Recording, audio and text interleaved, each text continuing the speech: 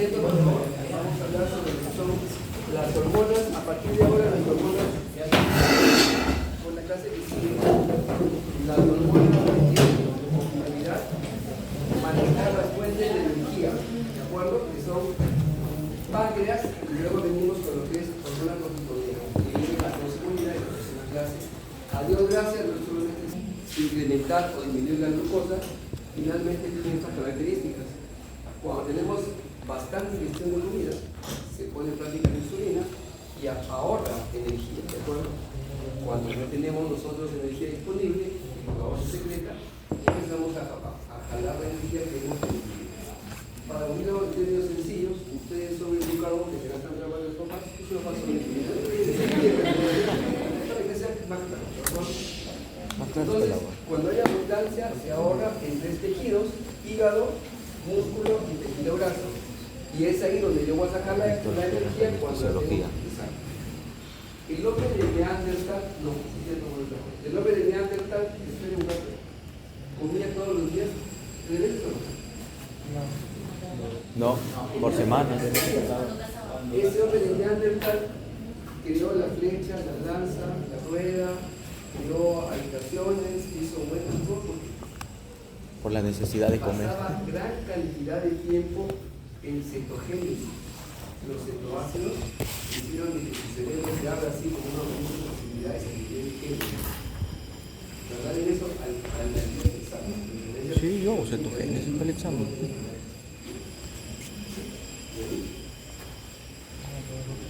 Si no va a tomarse un café antes del examen, como la tuya de nuestra era, el café te activa el sistema simpático y el sistema simpático se va a confundir todo. Ya saben con lo que van nerviosos. Coman un chicle. Quieren ustedes comiendo lo necesario. Si mastican chicle, tiene dulce y no hay insulina. Vamos a ver ahora con la insulina. Entonces, corticoides, cortisol, catecolaminas, hormonas tiroideas y crecimiento. Hormonas de estrés. La única que se inhibe cuando hay estrés es la insulina. ¿Por qué se inhibe? Porque en el estrés yo quiero glucosa. En el estrés busco glucosa. Así que está justificado perfectamente por el plan de ¿de acuerdo? Es una fuente de energía. Entonces, ¿qué hacen las hormonas pancreáticas? Básicamente, la insulina secreta justamente sus secreciones cuando tenemos abundancia, queremos ahorrar. Y ese ahorro se lo va a hacer el glucagón cuando tenemos un déficit de alimentos que entonces, son hormonas que van caminando de una hacia otra. ¿Quién las regula? La somatostatina a las 2 preguntas de sangre. Cuando incrementa uno, baja el otro, y la somatostatina dando su punto de regulación. ¿Cuántos tipos celulares tiene el tope de nada? ¿Cuántos tipos celulares tiene? 4. Bien, alfa, alfa, beta, delta, La gastrina está. falta una. la PP. Pero posible. CO5. Polipéptido pancreático. Ahí está. La gastrina. Falta uno. ¿Quién falta acá? La gastrina. No. La célula E que tiene que dividir. La E. Esa es la que falta acá. La célula E. Que secreta grelina, ¿de acuerdo? Entonces, ya vimos, estos tipos celulares están en un solo segmento anatómico que se llama islote de ganglios y tienen una comunicación paráquina. ¿Qué era paráquina, doctor? ¿Qué era paráquina? ¿Cercano a su origen?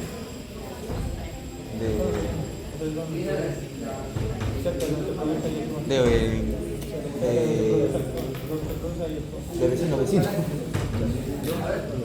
Yo te doy a ti, tú me das a mí. Celular bien cercano y se regulan una a la otra. Autógena, la misma célula se regula y endógena a largo plazo o a largo término, ¿de acuerdo?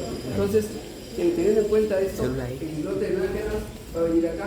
Ya han hecho anatomía de esto acá, ¿no? Célula E.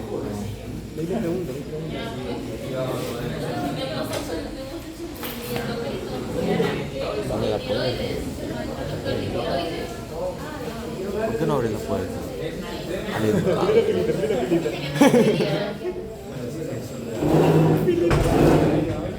que hacemos acá para lo que suelen preguntar es irrigación y relaciones. Ustedes ven el examen, irrigación y relación. Acá solo hay órganos sólidos, no hay endones, no hay nada de eso ya. Órganos sólidos, inervación, irrigación y relación. Segmentos, ¿no? Grábese los nombres extraños y raros. Conducto de Wilson, Es el pancreático, Coledo, el coledo, triángulo de calor. ¿De calor te conociste? Calor, falta que banda triángulo de neto, calor, Coledo, Wilson. los nombres particulares los están tomando bastante. Y el accesorio, Se sacarlo. dan cuenta de que muchas cosas no se hacen. El pancreas tiene una característica, tiene una cabeza, un proceso fusiforme, cuello, una cola, cola, cuello.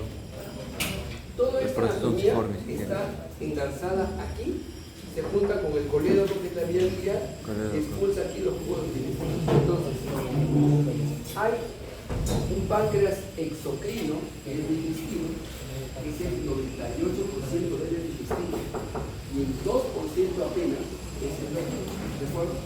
¿Dónde están los islotes de lágrimas? Básicamente en la cola. ¿Cuántos hay? Vamos a ver ahora. Hay 1 millón. Cada islote mide esto de acá, dato del morón, que lo hemos comentado antes.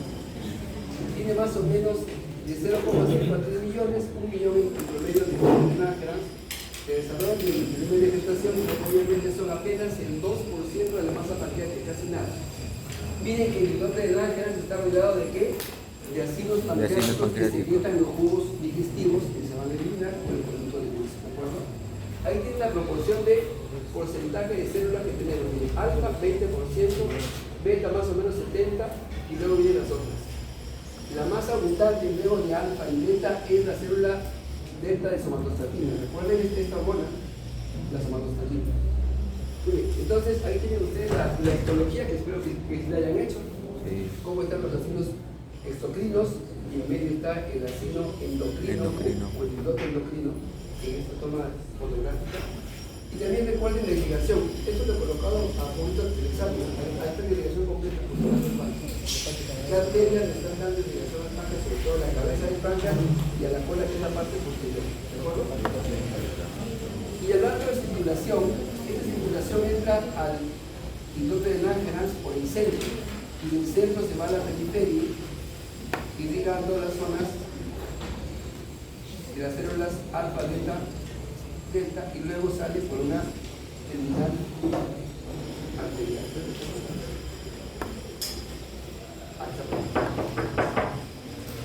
¿Qué secretan los islotes? Ya dijimos que tienen 5 tipos celulares, que de acá faltaba, que hemos comentado: grelina, por el tejido pancreático, somatostatina, insulina y amilina. Y también recuerden esto de acá. En la beta únicamente no hay insulina. Tenemos proinsulina, péptidos C y amilina, 4 hormonas diferentes. ¿Sí? Ok, entonces ahí tenemos la distribución, ahí tenemos otros porcentajes que finalmente coinciden con los que vimos antes, la proporción del exocrino por el endocrino. Ahí tienen el islote de Langerhans. Justamente, miren que por gramo de tejido tiene 5 veces más flujo sanguíneo que el miocardio. 5 veces más por gramo de tejido en esta zona. Ahí viene el flujo sanguíneo que ingresa, ¿de acuerdo? El que ingresa y el que va saliendo. ¿Qué hace ese flujo sanguíneo? Recorre todas las células que tenemos ahí. De esa forma permite llevar los estímulos para que ambos se conecten y permitan el trabajo palágeno, ¿de acuerdo? Aquí tenemos cómo fluye del centro a la periferia, pasando por todas las células que finalmente van a verse reguladas por este flujo sanguíneo. Reciben irritación simpática y parasimpática. Acá está la fuente del burúmbule. A ver. Si se estimula la parte simpática, ¿qué se libera? Se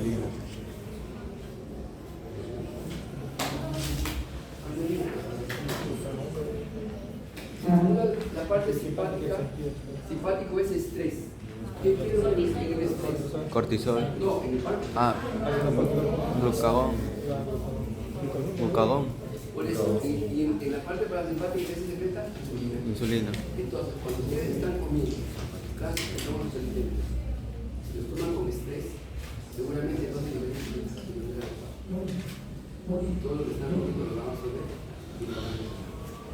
Uno debe comer, si tienen ustedes algún abuelito por ahí de 70 años o más, se darán cuenta que comen, nada más comen, no deben ser comen. Y cuando lo hacen, generan un buen tono parasimpático. En resumen, este sistema nos está dando más vida y el de acá nos está quitando de manera bastante cuidado. Este islote, como hemos comentado, el que las células están cerca y que haya una comunicación entre ambas, da igual a una comunicación paláctica. Hay uniones herméticas y fluyentes entre las células de acá. Hay uniones, lo que sugiere que están comunicados para intercambiar ¿qué cosa? Iones, corriente eléctrica, nucleótidos, energía y estímulos que puedan regular una célula a la otra. Finalmente, como decimos, es una comunicación perfectamente paláctica de lo que hay en esta palabra. Ahora, ¿cómo se produce la insulina? ¿Qué produce su liberación? La glucosa. ¿Únicamente la glucosa? No. También los aminoácidos, también las hormonas digestivas, que vamos a ver ahora en el protocolo.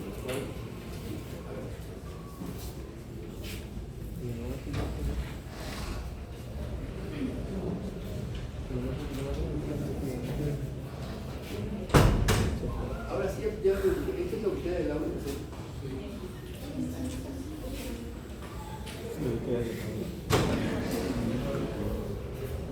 Sí, Pablo.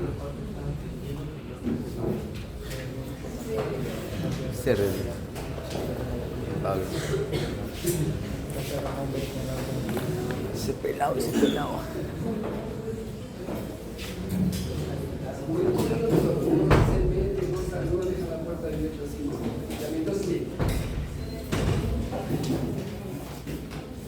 Cuando llega la glucosa a la célula beta, produce un péptido señal que es este de acá, y lo produce en el núcleo celular. Este péptido señal que está acá llega al retículo endoplasmático y ahí suelta una cadena. Esto se rompe y libera esta cadena. Adentro no pasa nada, esa cadena está dividida en 3 segmentos diferenciados: péptido C, insulina y proinsulina, que está acá, ¿de acuerdo? Esta cadena pasa al aparato de Golgi. En el aparato de Golgi se corta en 2 segmentos, aquí y aquí, por unas enzimas proteasas. Esos 3 segmentos cortados dan origen a 3 compuestos: proinsulina, péptido C e insulina. Y eso es lo que sale en el ganglio secretor del aparato de Golgi. O sea, liberamos a la sangre ¿de acuerdo? Entonces, a ver, acá está la proinsulina que consta de los dominios B, C y A. Luego esta se corta y contiene cantidades iguales de péptido C e insulina que finalmente se van a liberar. ¿De acuerdo? Entonces, más despacito, llega el péptido señal, deja la cadena se ordena, luego pasa al Golgi, en el Golgi las enzimas lo van a cortar. Una vez cortado, el gránulo completo se va a liberar al plasma. El receptor de la insulina es este de acá. Se parece al de la hormona de crecimiento. Se dan cuenta, tiene una zona alfa y una zona beta, y una zona llamada de bisagra que está acá. ¿Qué sucede cuando ustedes comen acá? Se libera insulina. Acá. Y luego, con el receptor, ¿qué pasa? Si tú le das al receptor insulina, todo el día insulina, ¿qué pasa con el receptor? La resistencia. Una resistencia, ¿no? Tanto hace el receptor esto que estas patitas de arriba, esto de acá, se anula. Esto se queda mucho, queda plano. Y los receptores que son así se quedan en la mitad. El receptor se desensibiliza. Doctor, qué malo, ¿por qué lo hace? Lo hace para protegerse. Y como se desensibiliza, por más que llegue acá la glucosa, ya no va a estimular. Se llama esto resistencia a la insulina. ¿Ok? Ahí tiene los péptidos nuevamente. Esto de acá básicamente para colocar en la síntesis. Estos péptidos de acá se encuentran ligados, la proinsulina a la insulina, y luego se van a diluir cuando lleguen al plasma, se van a cortar finalmente. ¿Cuánto dura la insulina en el plasma? 10 a 15 minutos, la del gálico. ¿Qué es la insulinasa? La insulinasa es una enzima que te da la insulina cuyo rango normal es más o menos 0,52 nanogramos por mililitro, promedio de 35 minutos para que se elimine por la vía. Aquí tenemos los péptidos nuevamente cortados, las zonas de clivaje, y todo esto que se libera finalmente en el plato. ¿Cómo se secreta la insulina? Eso es cómo se produce, ahora cómo se secreta. Hemos visto la parte de acá, ¿no? Eso de acá no es. Ahora, ¿quién la produce? Cuando llega la glucosa aquí arriba, ¿ven? A la célula beta, no sé, a la célula beta del páncreas, hay un transportador que se llama GLUT2. Este GLUT2 es el que lleva la glucosa hacia adentro por difusión facilitada, ¿ok? Induce dos cosas. Induce una glicólisis que por sí origina glucosa 6-fosfato y forma ATPs. Inclusive, también origina por la vía piruvato una estimulación del núcleo de ácido cítrico, donde también generas agua, CO2 y ATPs. ¿Estos ATPs qué hacen? Los ATPs lo que hacen es bloquear el canal de potasio, y al bloquear el canal de potasio, la célula se despolariza. Cuando se despolariza, permite que entre ¿qué? El calcio. Entra el calcio va, estimula el retículo endoplasmático para que se produzca más insulina. Esto va al Golgi y finalmente el calcio, entre comillas, empuja las vesículas de insulina para afuera. Secuencia 2. Doctor, esa es la glucosa. ¿Y qué hace acá la leucina? Lo mismo. La leucina, un aminoácido que sirve para formar músculo, tiene básicamente el ciclo del ácido cítrico y forma también ATP, que hace el mismo trabajo. Pero también lo tenemos aquí: colecistocinina, acetilcolina, agoniza el beta eléctrico, sobre todo beta 2, origina igualmente una estimulación de la N-ciclasa que termina finalmente formando mayor cantidad de insulina. Si la pregunta es únicamente la glucosa origina esto, la respuesta es no. Aminoácidos, colecistocinina, acetilcolina, glucagón y acuítate de beta enérgicos. ¿El glucagón puede estimular la insulina o no? Sí, porque libera glucosa libre. El glucagón, que es el antagónico de la insulina, ¿la puede estimular o no? La inhibe. No es antagónico, la inhibe. ¿Por qué? El glucagón puede estimular la insulina, puede ponerlo que es falso, es verdadero. ¿Por qué? Porque libera glucosa libre y todo. Por falta de glucosa libera glucosa libre y la glucosa libre va a activar a la insulina para que realice el trabajo de... Cuando estamos en ayuno y el glucagón incrementa la glucosa, de manera indirecta el glucagón está aumentando la glucosa, ¿y quién la tiene que igualar? La insulina. Inclusive hay un receptor, acá está, miren, hay un receptor de glucagón, hay un receptor para el glucagón en la célula beta. Actúa acá el glucagón y te produce insulina justamente para que el trabajo que él ha hecho, que es elevar la glucosa, se vea neutralizado. ¿De acuerdo? Ahí tienen el resumen de cómo se forma la insulina.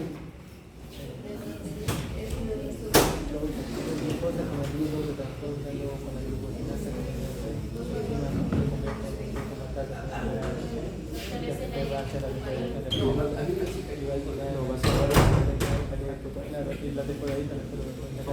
llega el GLUT2 acá, va a la glucosa, se forma la glucosinasa o el fosfato que está acá, se oxida, forma el ATP, y el ATP bloquea el canal de potasio, dentro de esa célula, permite que entre el calcio de afuera, y este calcio de afuera induce la liberación de también calcio de adentro. ¿De acuerdo? Hay un calcio que entra acá, pero que entra más calcio. Y luego de ello, finalmente, este calcio empuja las vesículas hacia afuera para que sean liberadas. ¿Cómo se le damos insulina? En dos fases: la fase 1 y la fase 2.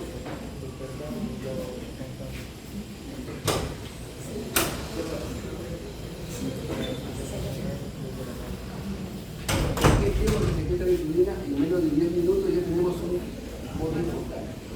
Si ustedes comen cada 2 horas sus galletitas, esto está todo el día. Su coca. Realmente uno que debe tomar entre comida y comida, nada más que agua. Sí. Tiene que hacer un ayuno por lo menos siempre de 6 horas. La coca. Y más importante que la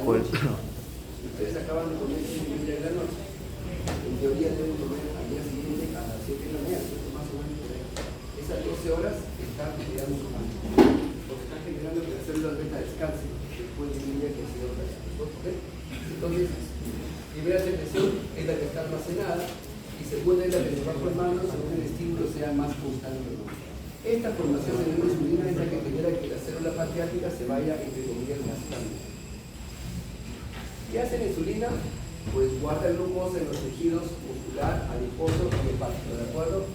La retira del plasma, sobre todo la circulante. ¿Y cómo lo hace? Activando receptores que se llaman GLUT4. Esos los colocan en la masa celular y esos transportadores meten glucosa a la célula, ¿de acuerdo? Promueve el retiro de glucosa de la circulación por el reclutamiento toxífico de vesículas intracelulares que contienen este GLUT4 y básicamente este GLUT4 finalmente permite que la glucosa entre a la célula. No manches, güey. Sí, ya que hicieron la insulina, por si acaso. Hay este receptor y que cuando se activa el receptor, lo voy a colocar, ¿no? Cuando se activa, lo que genera es la producción de una activación de varias enzimas que finalmente originan incremento de reporte de glucosa, síntesis proteica, síntesis grasa, el glucógeno y la expresión de los genes de crecimiento. Cuando hay diabetes, esto finalmente se interrumpe y todo lo que tenemos abajo se vuelve en contra del paciente.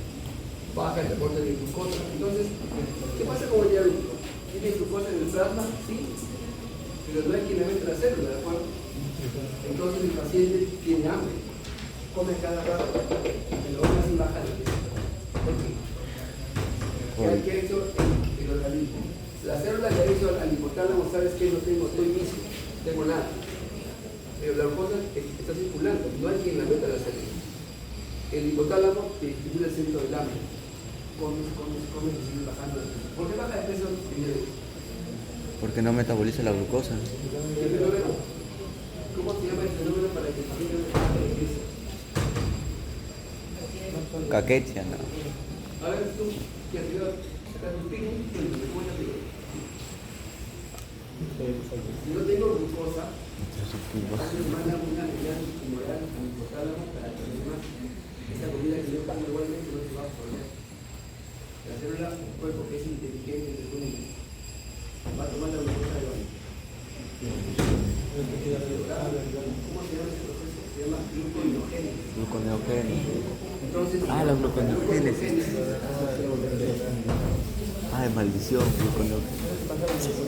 Estoy dormido. Finalmente, origina el uno baja de peso. Porque el cuerpo lo que está haciendo es tomar la glucosa de todos lados, no menos de la sangre.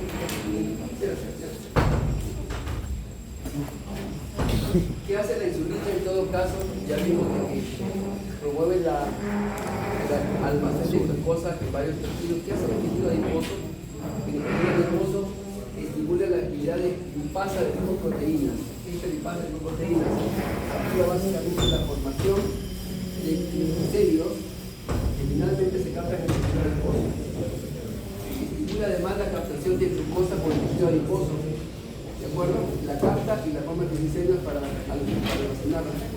Acá no hay demasiado glucógeno, por si acaso en el tejido adiposo no hay casi nada, hay básicamente triglicéridos. ¿De acuerdo? El glicerol fosfato que hace necesario para que estos triglicéridos se utilicen también viene producto del metabolismo de la glucosa. No solo eso, inhibe la lipasa sensible a hormonas. Esa lipasa origina lipólisis, es decir, rompe el tejido graso para generar consumo de energía. La inhibe. Entonces, la insulina sube de peso, ¿no? ¿Sí? Porque origina lipogenia, no lipólisis. Lipólisis es destrucción del tejido graso. Del tejido, y lipogenia es formación del tejido graso. Si ustedes comen, como hemos comentado, cada cierto tiempo, la insulina va todo a guardarlo. El hígado tiene una capacidad límite, luego va a girar. Y cuando sigues comiendo, así vas a encontrar su progresiva. ¿Eso es malo? Sí, porque la insulina ha favorecido ese proceso. Inclusive se inhibe la formación de cetoácidos por una menor fragmentación de ácido graso. Quiere decir, no hay cetonuria ni cetogénesis, es inhibida por la insulina. Ahí tienen ustedes los receptores GLUT4 que habíamos comentado. Se forman vesículas exocíticas cuando son estimuladas por la insulina. A través de la fosfatidilcitocinasa se estimula la liberación en el núcleo de estos receptores que van a la parte exterior de la membrana celular y y permiten el paso de la glucosa hacia el cuerpo, ¿de acuerdo? Luego salen, se internalizan y se da generación de una nueva secuencia de los receptores 4. Esto hace en la célula. Si no hay insulina que esté viendo bien, esto no se cumple, simplemente hasta que el transporte de glucosa dentro se va a interrumpir. Eso es todo lo que hace la insulina, para que tengan claro un acercamiento global de lo que tiene que hacer. ¿Actúa en los 3 órganos? Sí.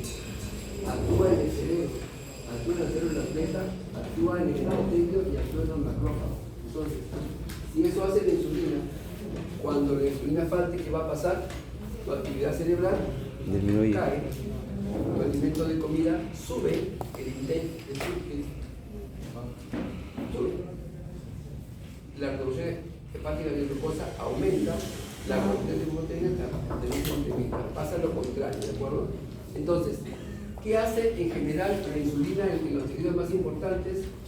En el hígado baja la producción de glucosa, o sea, baja la gluconeogénesis, aumenta su utilización, aumenta la síntesis de ácidos grasos y de proteínas, y lo más importante, aumenta la síntesis de glucógeno, ¿de acuerdo? ¿Qué hace en el tejido graso? Aumenta la captación de glucosa, la síntesis de triglicéridos y disminuye la lipólisis. Lo contrario a lo que hace el glucagón. Inclusive en el músculo, ¿no? Aumenta la captación de glucosa y la síntesis proteica. Nadie gana masa muscular sin que haya de por medio insulina, ¿de acuerdo? ¿Qué hace en el cerebro? Aumenta la actividad nerviosa, disminuye el consumo de alimentos, la producción hepática de glucosa y la producción de glucosa. Quiere decir, todo aquello que estamos haciendo acá nosotros es tratando de que la glucosa entre a la célula y finalmente produce su actividad. ¿Cómo lo hace? A través de esta estimulación de un mediador que activa un derivado fosfato que finalmente va a terminar en el fosfato y luego en la producción de lo que son mediadores biológicos. Estos intermedios finalmente van a originar producción de glucosa, síntesis lipídica, síntesis proteica y formación de glucógeno en general en los tejidos musculares. Si no se cae, suspendo la clase.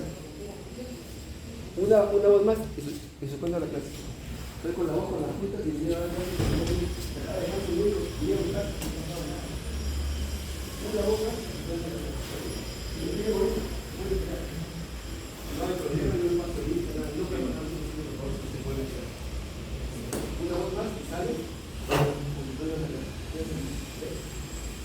Y está ahí, leyendo otra cosa, vaya a ver, no tengo ningún problema, no es más feliz, no hay otra, no hay algo que se va, no. Acá no pasa nada,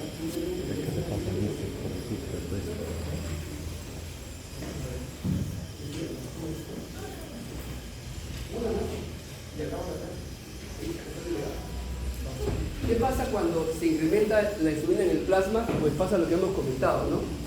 Cuando ayudamos a insulina, lo malo es que en el tejido adiposo aumentamos la captación de esa glucosa en el tejido graso y lamentablemente aumentamos la cantidad de ¿qué? De triglicéridos. ¿Qué pasa en el hígado? Cae la gluconeogénesis, quiere decir que yo tengo glucosa para que uso más, inclusive la almaceno como glucógeno y como triglicéridos. ¿Dónde formamos triglicéridos? En el tejido adiposo y en el tejido hepático, no se olviden de eso. Y cae la síntesis de cetonas. ¿Qué pasa en el músculo? Aparte de que aumento la captación de glucosa, aumenta la síntesis de glucógeno, de proteínas y la captación de aminoácidos. O sea, ¿qué es en el músculo? ¿Qué es en mi captación de glucosa en ambos y la formación de triglicéridos? ¿Qué pasa cuando la insulina finalmente disminuye en el plasma? Pasa lo contrario, ¿de acuerdo? El glucógeno se cataboliza o se libera, la proteína se emplea para formar glucosa, retienes la liberación de aminoácidos y finalmente se emplea inclusive los ácidos grasos para producir energía. Igual pasa en los adipocitos, igual pasa en el hígado. Lo malo es que en el hígado se forma un gran estímulo para la gluconeogénesis y que va tomando mucho tejido que no era antes tributario de aumenta la cantidad de cetonas y su liberación. Lo que estábamos hablando, ¿ustedes creen que el hombre antiguo comía al día 3 veces? No, comía cuando pasaba. Entonces, ustedes cuando vayan al examen tienen que ir con un almuerzo mínimo o sin almorzar. Y van a ver cuánta claridad les da ese tipo de... Las cetonas en el cerebro, finalmente, no es que tengan una actividad mala, al contrario, lo abren un poco y lo tienen un poco más claro. ¿De acuerdo? Entonces, si ustedes comen y van al examen, yo recuerdo que no no comen café sobre todo. La primera de las economías te va a tener muy abierto, muy atento y también muy confuso.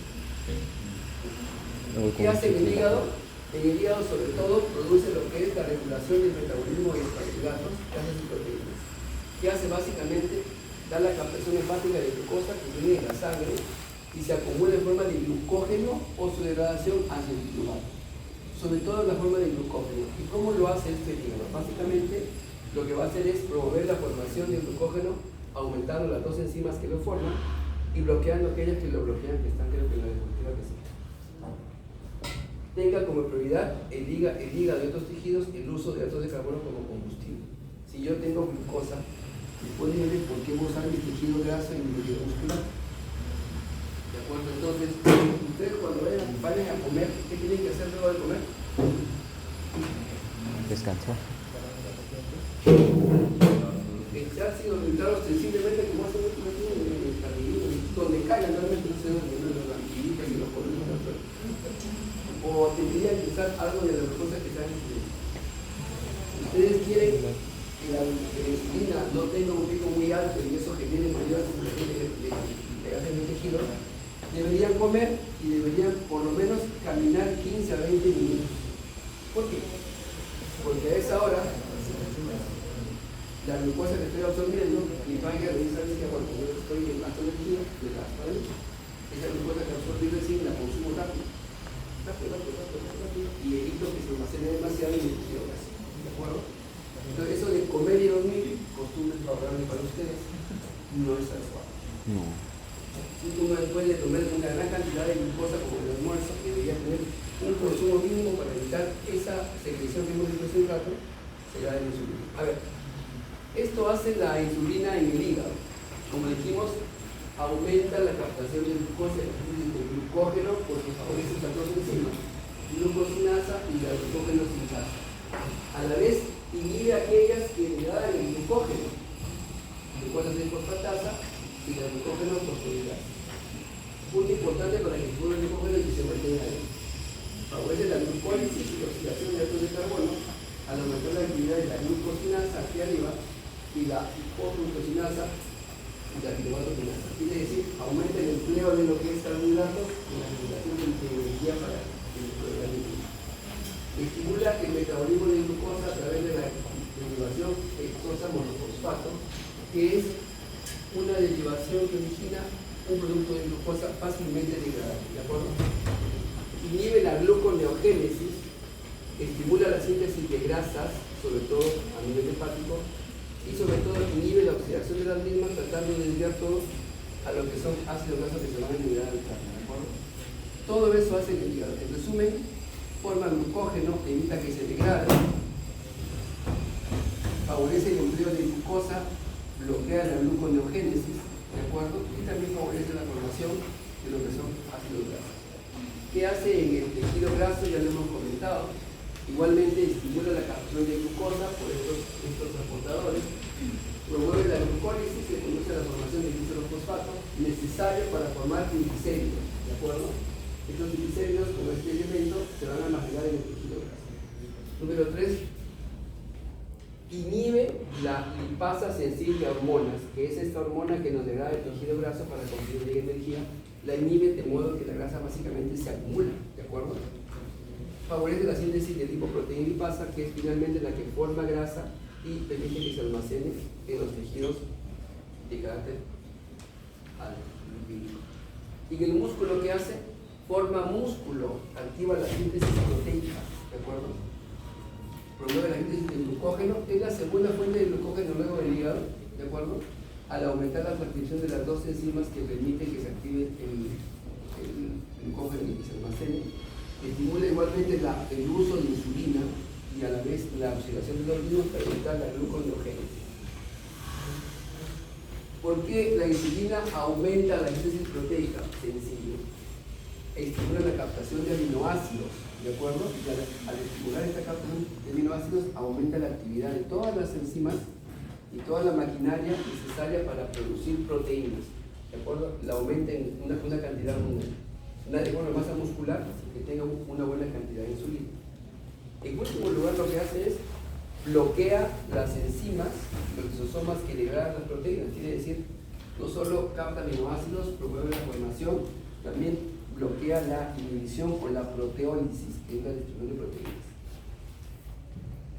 Ahí tienen ustedes el resumen, lo que hace la insulina y lo que hace el glucagón. Esto hace la insulina bien, guarda la glucosa almacenada en lo que es hígado, músculo y tejido graso, ¿de acuerdo?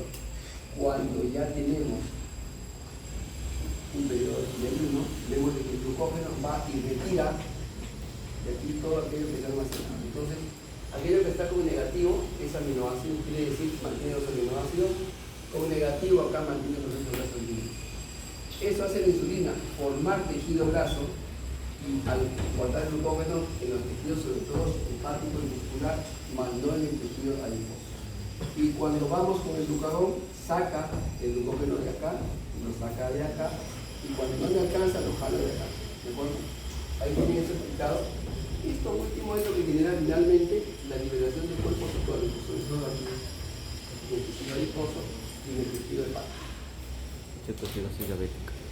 ¿La glucosa es el único regulador de la insulina o no? ¿Quién más lo regula? ¿Quién más lo regula? El glucagón. ¿Quién más? Los aminoácidos y las Las somatosas. enzimas digestivas. Enzimas digestivas. Entonces, si les coloco es el único estimulante, es mentira. Hay varios estimulantes, sobre todo los aminoácidos, la colecitocinina y también la acetilcolina. Ya vimos cómo empezaba a hacer la beta y originaba la estimulación de GLUT2. Los aminoácidos también aumentan la secreción de insulina, las hormonas digestivas, sobre todo el péptido inhibidor gástrico, ¿de acuerdo? El péptido 1 similar al glucagón que estimula la secreción de insulina de manera notoria. El glucagón, con una influencia parácrina, también lo estimula, y el sistema parasimpático, la estimulación vagal, estimula que se libere insulina. También algunos fármacos pueden que estimulen o bloqueen la insulina, que no es el caso. Tienen la inhiben básicamente el estrés. Todo tipo de estrés, físico, psíquico o mental, origina esto.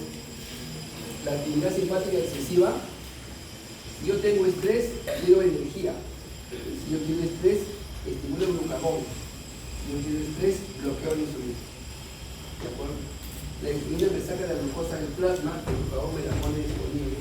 En esta situación, el estrés que vimos nosotros es el primer factor de riesgo para hacer diabetes, justamente por eso. ¿De acuerdo? Si encima no duermen bien y altera la secreción hormonal de todo el sistema endocrino, pues esto puede ser peor. Ahí también tenemos que la estimulación simpática produce un efecto beta y estimula la secreción de insulina de manera indirecta. ¿Beta qué? ¿Se acuerdan? ¿Qué beta? Beta 2. Beta 2. Hablamos también de la somatostatina, que puede inhibir la producción de ambas hormonas cuando estas están autorregulando de acuerdo al nivel de glucosa. Así que si verán bien la insulina, esto es la curva de tolerancia de la glucosa, esta es la carga de glucosa que se le da al paciente, ¿sí? En verde, esta es la secreción de insulina. Y rápidamente regula la glucosa y la manda a un nivel normal. ¿Qué pasa en un diabético?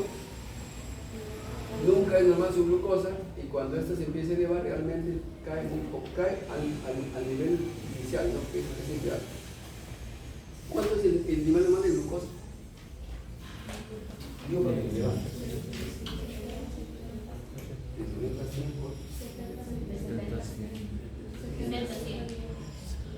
70, 100. 70, 100. De 70 a 100. Porque de 100 a 110 a 120 se resistencia a la insulina, 125 diabetes. ¿Cuándo va el test de menos de 100, en cualquier caso. Si es de 101 a 125 es Prediabetes. Más bien, Llega a 125. Diabetes. Y también hay un concepto que espero hayan hecho en la práctica por el límite de sus vidas, que se llama hemoglobina glicosilada. ¿Cuál es el nivel normal? Era 5. No, era 5.6 a 7. ¿Tiene algo? No, Alarcón lo dijo los datos. Pero era algo de 5. Alarcón sí lo dijo, me acuerdo. A ver, Naomi Campbell, cuéntame cómo te escribió. No, Naomi Campbell, Naomi Campbell. A ver, ¿cuál es el nivel normal de hemoglobina glicosilada? Recordarán que 5 por 5, 7. A ver, el nivel normal es menor de 5.7%. Entre 5.7 y 6.4 es de diabetes. Y más de 6.5%. ¿Por qué no sabe ese valor? Porque es el que más se emplea ahora para el diagnóstico de diabetes y para seguimiento. Ya no toman que, doctor, su control de diabetes, venga por acá. Su glucosa en el dedito ya no se hace. ¿Por qué? ¿Por qué no se hace eso de ahí? Ahora se hace con glucosilada. ¿Por qué? Porque la glucosa es espiritual. Yo creo que este es un programa de diabetes. De diabetes no comía 2 días antes de tomar. Llegaba a la consulta, me pinchaba el dedo, me hacía el termómetro, tenía me engañaba ese día. Nada. Me engañaba ese día, ¿no? Por eso, para ese momento está bien, pero no estaba bien, pero me cambiaba el nombre. Pero la actualidad no se puede engañar. Entonces, cuando se toma la glucosilada, aunque baje 1%, ya es una excelente moneda. 1%. Se toma cada 3 veces. La glucosa es algo anecdótico que se pone en organismo, lo que realmente le ayuda a ¿qué importa este cuadro que está acá?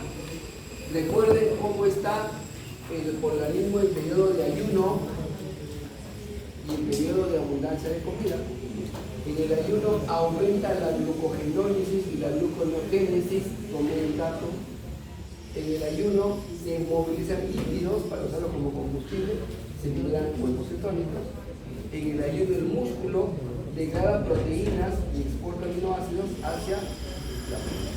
Cuando hay comida en abundancia, todo esto de acá se bloquea y aumenta la síntesis de triglicéridos y la síntesis de glucógeno. ¿De acuerdo? ¿Qué estimula las células para que produzcan insulina? Esto, ¿de acuerdo? Los aminoácidos. ¿Cuál de estos aminoácidos forma masa muscular? La leucina. La arginina. La leucina. No, leucina. Esta leucina forma masa muscular, ¿de acuerdo? ¿Por qué? Estos aminoácidos sobre todo estimulan la producción. ¿Quién la bloquea? La somatostatina. ¿Y quién la bloquea? La serotonina. Y ahí está el efecto de la insulina, lo que estamos comentando ahora. Ahora, el glucagón, células alfa, ¿cuándo se produce? Principalmente cuando hay hipoglicemia. ¿Es el único estimulante? No. Hay otros estimulantes, ¿de acuerdo? ¿De dónde saca el glucagón? Que tiene una vida media de apenas 10 minutos. ¿De acuerdo? El hígado lo elimina rápidamente el glucagón. Procede del proglucagón, que es una proteína bien grande, que no está ahí, ¿de acuerdo? Este glucagón va al tejido hepático muscular y al adiposo y básicamente todo lo que ahorraste lo libera rápidamente. Sobre todo por qué proceso, la glucogenólisis, contrario a la insulina, estimula la descomposición del glucógeno a través de las enzimas, justo aquellas que había bloqueado la insulina, ¿de acuerdo? Estimula la fosforilación del glucógeno y la glucosa 6-fosfatasa. Estas dos, el glucógeno finalmente lo degrada y lo llevan a la sangre. Asimismo, también es estimula la glucogenólisis en el músculo, la gluconeogénesis y la lipólisis. Entonces, los términos, ¿no? El glucagón tiene estas actividades, excepto estimula la gluconeogénesis, sí. La glucogenólisis también. Estimula la lipólisis también. Ya saben por qué cada una de estas cosas. Básicamente porque busca formar más cantidad de glucosa. ¿Qué pasa en la lipólisis también? Lo que les es esto de acá. Los adipocitos se descomponen, básicamente son liberados como ácido graso de la plasma. La lipólisis está mediada por la hormona que también bloqueaba la insulina. ¿Recuerdan? La lipasa sensible a hormonas. Origina cuerpos cetónicos los que finalmente no formaban insulina, ¿de acuerdo?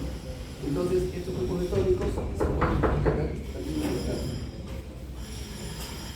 ¿Quién manda en el glucagón?